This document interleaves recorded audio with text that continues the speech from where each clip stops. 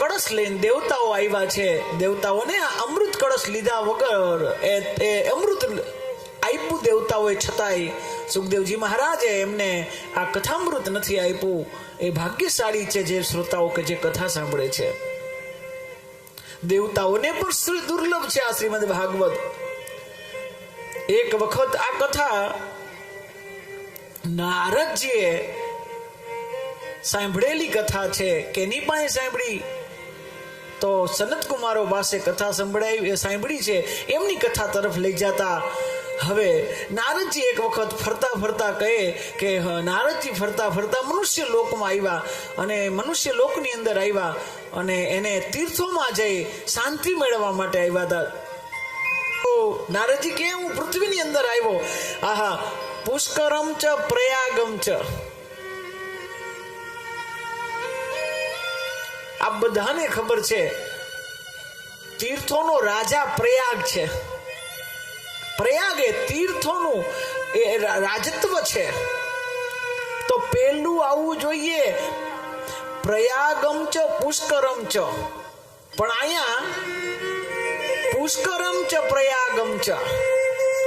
નકર હકીકતની અંદર તીર્થોનો રાજા છે પ્રયાગ. પ્રયાગનું પણ બહુ અદ્ભુત નામ છે. એમ શું કામ નામ પડ્યું? એમની પણ અદ્ભુત કથા છે. મહાકુંભ ચાલે અત્યારે. પ્રયાગ ભગવાનને પ્રસન્ન કરવા માટે, અથવા એમ કહી શકાય પ્રસન્ન હૃદય ચિત્તથી થાય યાગ. જ્યાં પ્રસન્ન ચિત્તે યાગ થાય એને કહેવાય પ્રયાગ. પ્રસાદીનો ભૂમિ ઉપર જે યાગ થયો પ્રયાગ. ઘણા અર્થ છે પણ અહીંયા પેલું નામ છે પ્રયાગનું લેવું જોઈએ, કારણ કે દેવતાઓ તીર્થોનું રાજા છે પ્રયાગ. અને અહીંયા નામ લીધું પુષ્કરમ ચ. કારણ કે તીર્થોનું રાજત્વ છે એ પ્રયાગ પાસે છે.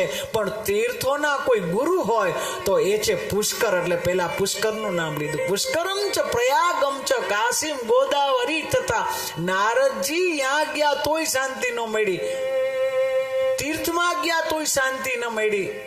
નારદ જેવા બ્રહ્મર્ષિ તીર્થમાં જાય અને શાંતિ ન મળે તો માણાને ક્યાં જવું? એને તીર્થમાં જઈને ગયો. કળિયુગના હિસાબે શાંતિ ન મળતી તો માણસે ક્યાં જવું? આ કારણ શું છે કે ત્યાં તીર્થોમાં શાંતિ ન રહી? તો એ કહે છે કે કળિયુગ આવ્યો અને કળિયુગમાં 24 અવગુણો દેખાવ્યા છે. એમાં પેલું છે સત્યમ નાસ્તિ તપઃ શૌચમ દયા દાન ન વિદ્યતે. હવે સત્ય વયું ગયું, સત્યના આગ્રહી વયા ગયા. સત્ય કોઈને જોતું નથી, અથવા એમ કહી શકાય સત્ય કોઈને બોલવું નથી, પણ સત્ય બધાને જોઈએ છે. સત્ય નાસ્તિ તપઃ શૌચમ. તપ, હવે તપ નથી થતું,